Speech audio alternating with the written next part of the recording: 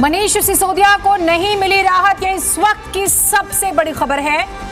सिसोदिया को जमानत नहीं मिली है। 18 अप्रैल को अगली सुनवाई होगी। ईडी की दलीलों से भी यह स्पष्ट हो चुका था। और देखिए, जब ईडी की इन्वेस्टिगेशन के तरीके को अगर आप समझते हैं कोई गुंजाइश नहीं होती।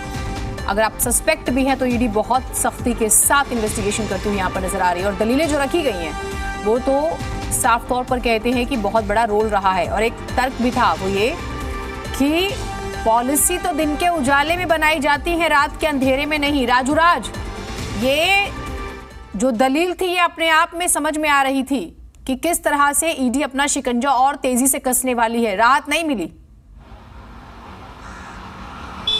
देखिए, जहां तक राहत की बात है वो काफ़ी मुश्किल था, लेकिन फिलहाल इस पूरे मामले में अगली सुनवाई 18 अप्रैल दोपहर 2 बजे होगी। अब 18 अप्रैल को मनीष सिसोदिया की टीम की तरफ से, मनीष सिसोदिया की लीगल टीम से उनका पक्ष रखा जाएगा कि कैसे जो दलीलें आज ईडी ने कोर्ट के सामने रखी है, उन दलीलों के आधार पर वो मनीष सिसोदिया के बचाव में क्या सबूत, क्या एविडेंस, क्या चीज़ें रखते हैं, ये तो 18 तारीख को साफ होगा। लेकिन आज की सुनवाई और आज की दलीलें से साफ हो गया कि 18 तारीख तक मनीष सिसोदिया को किसी तरह की कोई राहत नहीं मिली है। अब सवाल करते हैं ईडी की जांच को लेकर।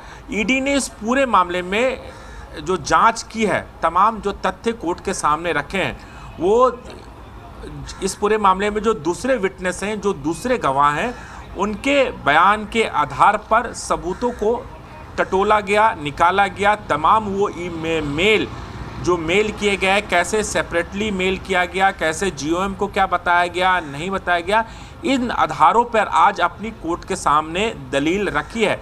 और केस डायरी भी जो अब तक की जांच हुई है, उस केस डायरी को भी कोर्ट में दिखाया है ईडी ने कि अब तक के जांच में उन्हें क्या क्या बरामद हुआ है। और जो ये स्टेज है, इस स्टेज पर मनीष सिसोदिया की जमानत नहीं मिलनी चाहिए, क्योंकि जांच प्रभावित होगी। और ये भी जब मनीष सिसोदिया के लॉयर ने ईडी का विरोध किया तो उन्होंने कोर्ट को साफ कहा कि अगर मनीष सिसोदिया की जमानत दी जाती है तो क्या आप इस बात की गारंटी लेंगे कि सबूतों के साथ छेड़छाड़ नहीं होगी।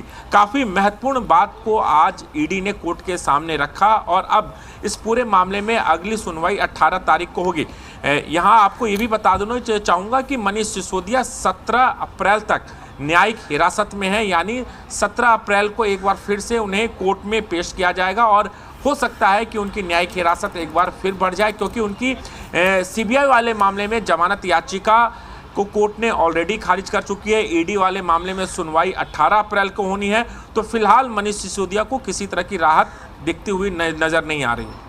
ये बहुत ही महत्वपूर्ण और बड़ा झटका। एक तरफ आप देख रहे हैं कि सड़कों पर आम आदमी पार्टी प्रदर्शन भी कर रही है, और जो दलीलों की बात हम कर रहे हैं, देखिए सीबीआई के केस को ही आधार बनाया जाता है। राजूराज, जो आप शुरू में भी जानकारी दे रहे थे, और तारीख पे तारीख ही समझ में आ रही है दोनों ही मामलों में।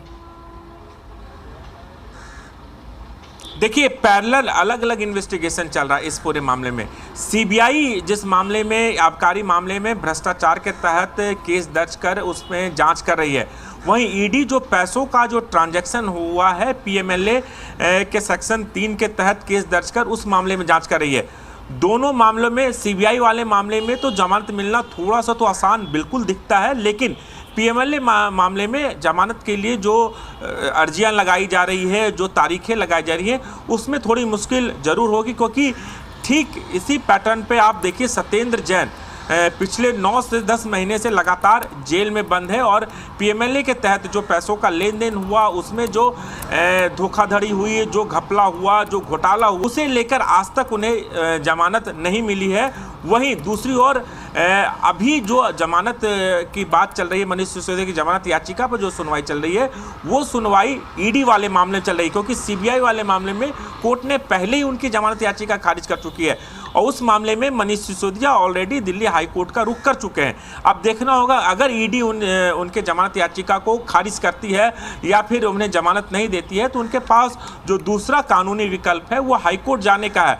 फिर इस पूरे मामले में, ईडी वाले मामले में भी और सीबीआई वाले मामले में हाईकोर्ट में उनके जमानत याचिका पर सुनवाई होगी, वहां से क्या उन्हें राहत मिलती है नहीं, ये लंबा एक प्रोसेस है। लेकिन फिलहाल concern court Rouse Avenue court है जहां पर इस केस चल रहा है। उस केस में मनीष सिसोदिया की जमानत याचिका पर सुनवाई 18 अप्रैल को होगी। ईडी ने आज अपनी पूरी दलीलें कोर्ट के सामने रख ली। लगभग पौने 2 घंटे तक ईडी ने अपना पक्ष कोर्ट के सामने रखा और तमाम चीज़ों को काउंटर किया जो मनीष सिसोदिया की लीगल टीम की तरफ से रखा गया। और साफ कहा गया कि जो भी आप पॉलिसी बनाते हैं, ओपन बनाते हैं, इसकी जानकारी सबको होती है। बयान रखा गया सी अरविंद का कि कैसे पॉलिसी बनाई गई, लेकिन सी अरविंद एक अहम हिस्सा थे, उन्हें इस बात की जानकारी नहीं दी गई थी पॉलिसी में क्या बदलाव हो रहे हैं, टेंडर जो देना है, प्रॉफिट ऑफ मार्जिन बढ़ाना है, तमाम जो तथ्य थे उन्हें नहीं बताया गया। कहीं ना कहीं